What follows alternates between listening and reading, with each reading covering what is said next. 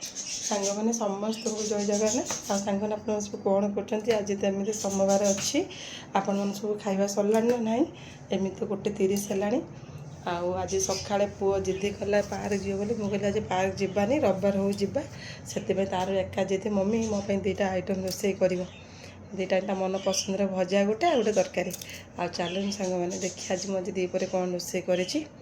ସେ ବସିକି ପଢ଼ୁଛି। ଧନ ଚାଲ ଖାଇବ ନା? ଆସ ଚାଲନ୍ତୁ ସାଙ୍ଗମାନେ, ମୁଁ ଆପଣମାନେ ଦେଖୁଛି ଆମର ଆଜି କ'ଣ ରୋଷେଇ ହେଇଛି।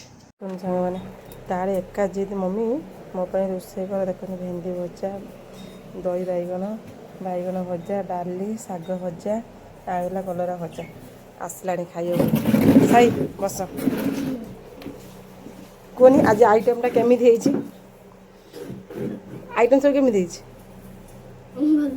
ଭଲ ହେଇଛି। ତମର କେଉଁଟା ପସନ୍ଦ? ମୋତେ ସବୁଠୁ ଏଇଟା ପସନ୍ଦ। ସେଟା କ'ଣ? ଦେଖନ୍ତୁ ସେ ତା କହିବାଟା କ'ଣ? ଦହି ବାଇଗଣ।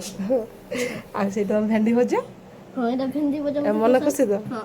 ଆଉ ଟିକେ ଖାଇ ଦେଖିଦେନ ସାଙ୍ଗମାନେ କେମିତି ଲାଗୁଛି। ଜଲ୍ଦି ଜଲ୍ଦି ଟିକେ ଖାଅ, ସାଙ୍ଗମାନେ ସବୁ ଆଶା କଲେ ଟିକେ। କେମିତି ହେଇଛି? କେମିତି ହେଇଛି? ଟିକେ ଭେଣ୍ଡି ଭଜା ଖାଇଦିଏ। ସାଙ୍ଗମାନେ ବାଏ କରିଦିଏ। ବାଏ। ଆଉ କିଛି କହିବନି? ସାଙ୍ଗମାନେ ଦେଖିଲେ ତ ଆମର ତ ସବୁ ଯାଇକି ରୋଷେଇ ହେଇଛି।